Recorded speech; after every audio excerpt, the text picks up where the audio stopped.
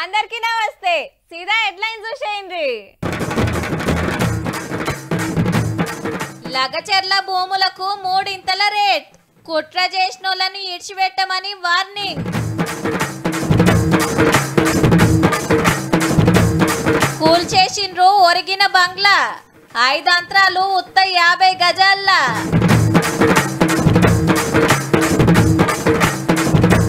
మహారాష్ట్ర ఎలక్షన్ల మన ఓటర్లు 2 దిక్కులున్నాయి, 14 ఊర్లు.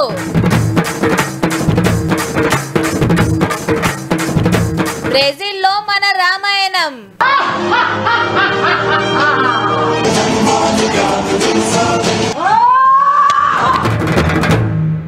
తెలంగాణ వచ్చిన కాంచెల్లి వింటున్నాం, రాజన్న గుడిని అట్లా మారుస్తారట ఇట్లా మారుస్తారట అని. అప్పట్లో నక్షల మీద నక్షలు చూపిస్తుంటే అబ్బా ఏంలాడ ఏమన్నా మారుతుందా అనిపించింది. ఏడాది కింద పైకం పంపిస్తామని గొప్పగా చెప్పి ఆ టెన్క అసలే పట్టించుకోలే. మళ్ళా ఇన్నేళ్లకు గుడి డెవలప్మెంట్ మీద నజరేసింది గవర్నమెంట్. ఇవాళ ముఖ్యమైన వాళ్ళంతా గదే పని మీద పోయినరు.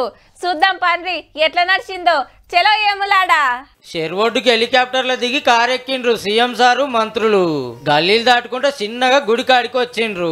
గెస్ట్ హౌస్ లో పంచలు కట్టుకొని వచ్చినాక ఎములాడ రాజన్న గుడి ఎడెల్పు కార్యానికి పూజలు జరిగినాయి. ఎట్లా మార్చేది నక్షలు చూపించిండ్రు ఆఫీసర్లు. ఇంకో ధర్మగుండం, క్యూ లైన్లు, కళ్యాణ మండపం, గోశాల, యాగశాల, అన్నదాన సత్రం కట్టబోతున్నారు 75 కోట్లు ఖర్చు పెట్టి.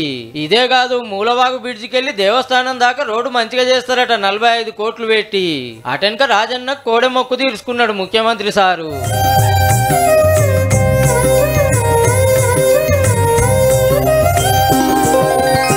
ఇదైనాక గుళ్ళకు పోయి పెద్ద పూజలు చేసిండ్రు అందరు కూడి.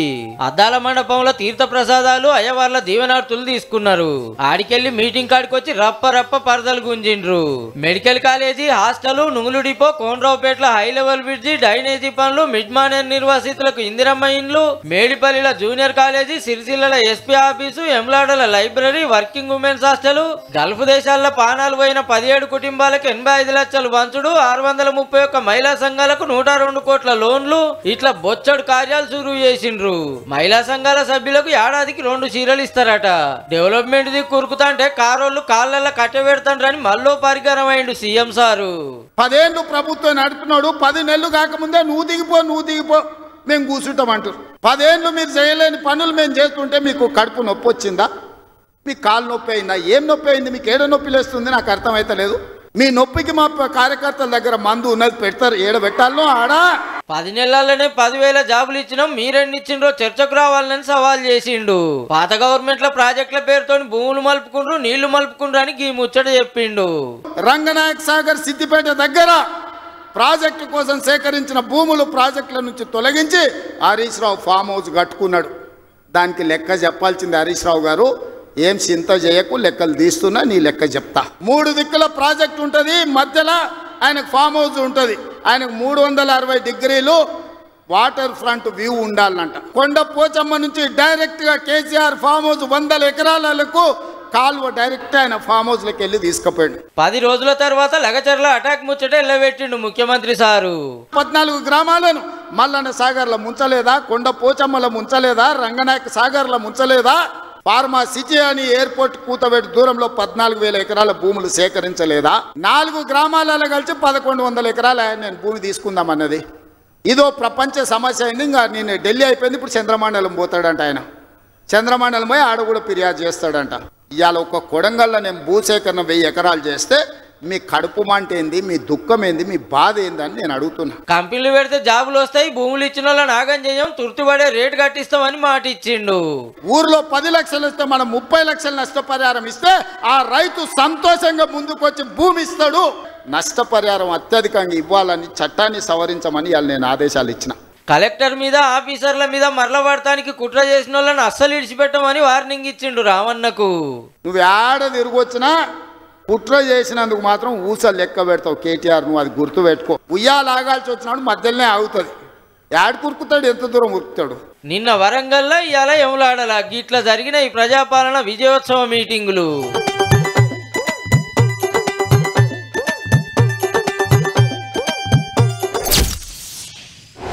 అరే నువ్వు కట్టుకో అన్నా, నేను కట్టలేదా చూడు. ఏమైతుంది ఎవరన్నా వస్తే చూసుకుందాంతి నువ్వైతే గాని నీ గాయంత దానికి బుగులు పడతావే ఎవరు రాడితి కట్టుకో 60 గజాల జాగల 6 అంతరాల బంగ్లా కట్టిన మస్తు కిరాయిలు వస్తున్నాయి అని కొందరు చాలా గొప్పగా చెప్తుంటారు. అప్పటికి మంచిగానే ఉంటది, గట్లనే ఏమన్నా అయినప్పుడే తెలుస్తుంది దాని భాగోతం.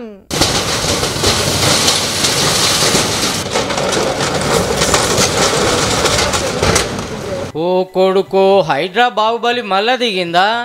మళ్ళీ నీళ్ళకు సూటి పెట్టిందో పో అని అదురుకునేరు. దీని లెక్కేరే అగో పంజా ఇసురితే పరం అవుతుంది గోడ. పండ్లాలు ఇరకబట్టి పొరం చేసి పడేస్తుంది. మీదికెళ్ళి సూటి పెట్టి చిన్నగా కిందికి వస్తుంది.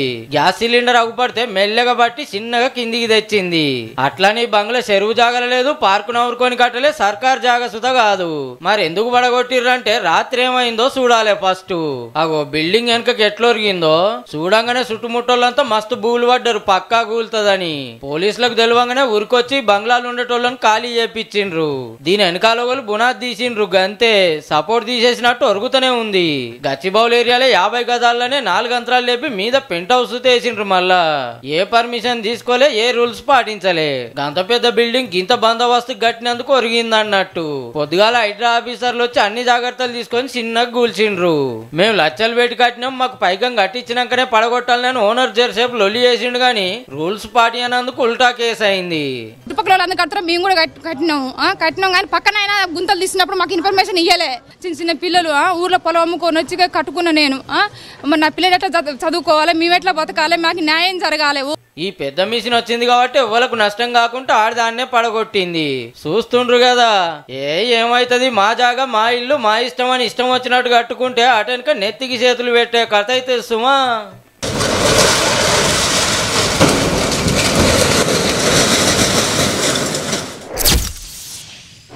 తెలంగాణలో అసెంబ్లీ ఎన్నికలు ప్రశాంతంగా ముగిశాయి. ఉదయం నుంచి పోలింగ్ కేంద్రాల వద్ద బారులు తీరారు ఓటర్లు. చలిని లెక్క చేయకుండా ఓటు హక్కు వినియోగించుకున్నారు. ఎక్కడ ఎలాంటి అవాంఛనీయ సంఘటనలు జరగకుండా బందోబస్తు ఏర్పాటు చేశారు పోలీసులు. నువ్వేం చెప్తున్నావు నీకన్నా సమజైతుందా? ఇప్పుడు మనకాడ ఎమ్మెల్యే ఎలక్షన్లు ఎక్కడి అంటుండ్రా, బరాబర్ ఉన్నాయబ్బా. కావాలంటే చూడుండ్రి. పద్ధతిగా లైన్ కట్టిండ్రు, ఏలుకి ఇంకురుద్దుకుండ్రు. వీళ్ళంతా మనోళ్లే కానీ ఓటేసింది మహారాష్ట్రకు. ఈ ఒక్కూరే కాదుల్లో 14 పల్లెల్ల ఎలక్షనే. పాత ఆదిలాబాద్ జిల్లా ఆసిఫాబాద్ నియోజకవర్గం కెరిమేరి మండలంలా ఎప్పుడింతే నిరుడు తెలంగాణ అసెంబ్లీకి, ఇవాళ మహారాష్ట్ర అసెంబ్లీకి. ఇంతకు ముందు తెలంగాణకు 100% ఓటు చేసినాం, మహారాష్ట్రలో కూడా 100% రాజుల అసెంబ్లీలో ఎమ్మెల్యేకు ఓటు చేస్తాం. మా దగ్గర 2 రాష్ట్రాల ఐడి కార్డులు, 2 రాష్ట్రాల ఓటర్ కార్డులు ఉన్నాయి. 2 సర్పంచులు, 2 పట్వారీలు, అందరు 2 ఉన్నాయి. ఎమ్మెల్యేలు కూడా 2 ఉన్నారు. తెలంగాణ महाराष्ट्र भी हाँ 2 एमएलए 2 सरपंच 2 राशन पूरा 2 है. ఈ ఊర్లు 2 రాష్ట్రాల బార్డర్లు ఉంటాయి. 5000కు మీదనే ఓటర్లు.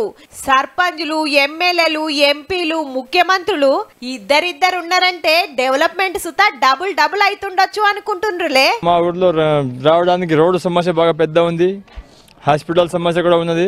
రాజకీయ నాయకులు ఎలక్షన్ ఉన్నప్పుడు వస్తారు, మళ్ళీ పరండోది గ్రామ పంచాయతీకి చూడడానికి ఎవరు రాడు. ఓట్లప్పుడే మన రాష్ట్రం అటెన్క మీదే రాష్ట్రం అన్నట్టుంటది. ఈ ఎమ్మెల్యేని అడుగుమని ఆయన, ఆ ఎమ్మెల్యేని అడుగుమని ఈయన. ఏ సర్పంచ్ని మందలిచ్చినా ఇంకో సర్పంచ్నే అడుగుమంటాడు. భూముల పట్టాల కోసం ఎప్పటికాంచో ఎదురు చూస్తాన్రు.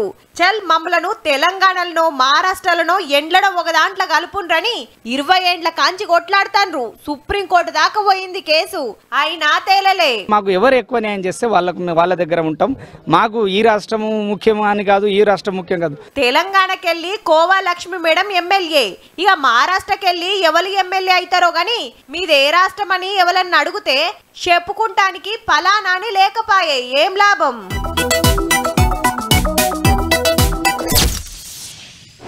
నెలకు 25,000 జీతం వస్తుందనుకో, అందులోకెళ్ళి ఇంటికి రాయికింత, బడి ఫీజులకంత, సరుకు సోదలకు కొంత, చిట్టీలకు గంత, దానికింత దీనికింత అని ఓ లెక్కుంటది. అన్ని ఖర్చులు పోంగా 10ో 12 మిగిలితే వెనకేస్తాం. ఓ కాళ్ళ సాల లేదనుకో, ఆడీడ చేబదులు తెచ్చుకోవాల్సిందే.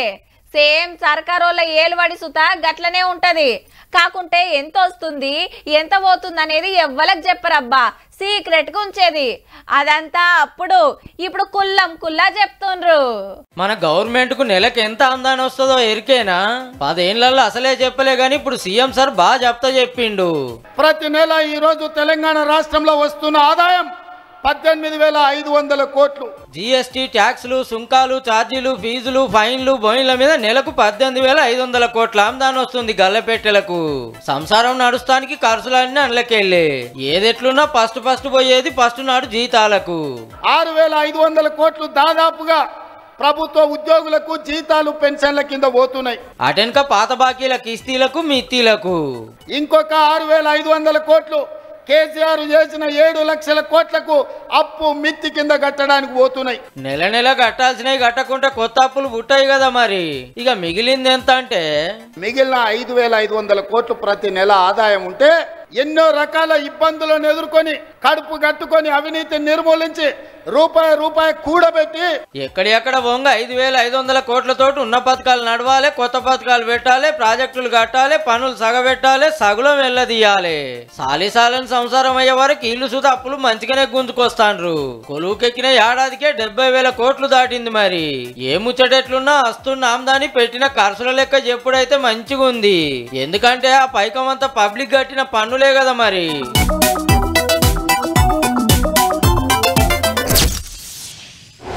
3 రోజులకెళ్ళి ముఖ్యమంత్రి సార్ కాంచెల్లి మంత్రుల మీదకెళ్ళి ఎమ్మెల్యేల దాకా అందరిది ఒకటే మాట, మన రైతులు మస్తు వడ్లు పండించిండ్రు.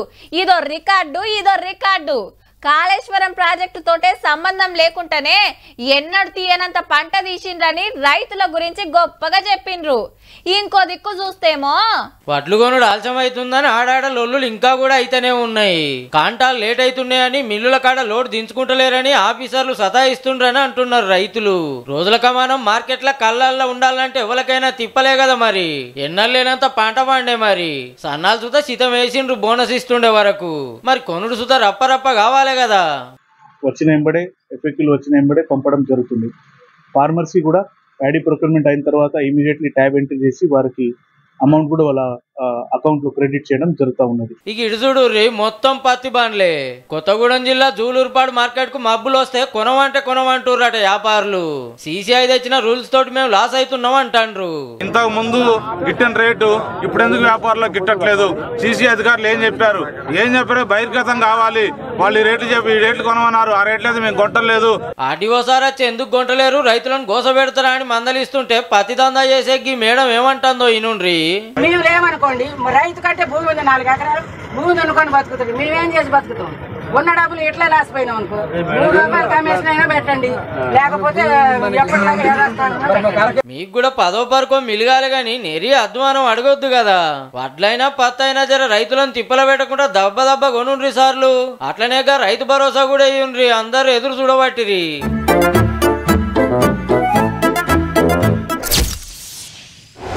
అమ్మయ్య, మహారాష్ట్రలో ఓ పని అయిపోయిందబ్బా.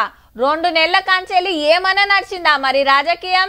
గ్రూపులు కట్టుడు, కండువాలు మార్చుడు, హామీలు ఇచ్చుడు, తిట్టుకునుడు, పైసలు వంచుడు ఓ మామూలుగా లేదు. దేశంలో ముఖ్యమైన రాష్ట్రమాయే, మళ్ళా బొంబాయి ఉన్నదాయే. ఇక అసెంబ్లీ ఎలక్షన్లంటే ఆ మాత్రం ఉంటది కదా. పొద్దుగల సందే మహారాష్ట్రలో పోలింగ్ సెంటర్లకు లైన్ కట్టిండ్రు ఓటర్ దేవుళ్ళు. సీఎం ఏక్నాథ్ షిండే సారు తానేలా ఏలుకు ఇంకంటించుకుంటే ఎన్సీపీ శరద్ పవార్ సారు బారామతిలో ఓటేసిండు.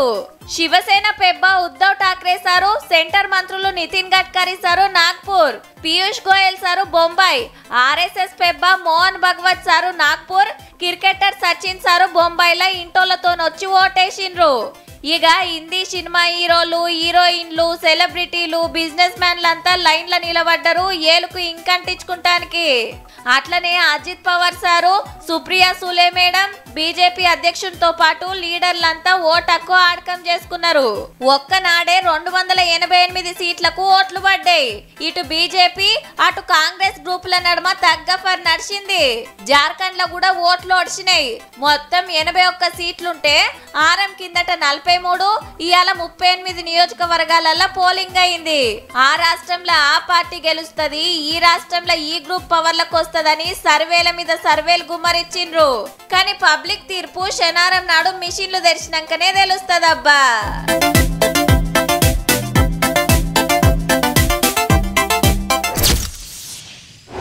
చిందోళ్ళు, ఒగ్గోళ్ళు, శారదగాళ్ళు, కాకిపడగోళ్ళ గురించి ఇప్పటోళ్ళకు తెలియదు.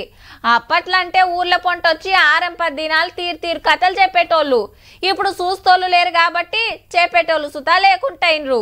ఈ సెల్ ఫోన్లు, మల్టీప్లెక్స్లు కాదు, ఊర్లకు కలర్ టీవీలు వచ్చిన కంచెలే నాటకాలు వేస్తోళ్ళు లేరు, చూస్తోళ్ళు అంతకంటే లేరు. ఇంత కాన రాకుండా అవుతున్నాయి. కానీ గీడ చూడుండ్రి ఏం నడుస్తుందో.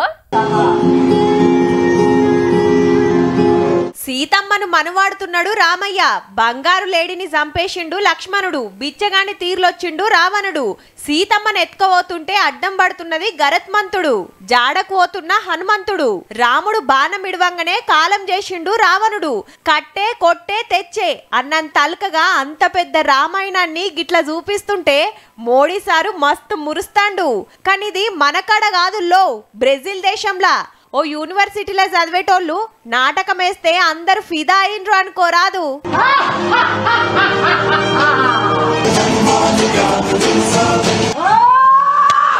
G20 దేశాల మీటింగ్ల అందరు లీడర్లతోటి మాట్లాడి మన దేశం ఎట్లా డెవలప్ అవుతుందో ఎరక చేసిండు మోడీ సారు. ఈడికెళ్ళి సీదా గయానా దేశం పోతే ఆడ గీతీర్లు ఎదుర్కొన్నారు. మన ప్రధానమంత్రులు ఆ దేశం పోక 56 ఏండ్లు మరి. అట్లనే గయానాల అన్నిటికంటే పెద్ద అవార్డును మన సార్కిస్తున్నారు.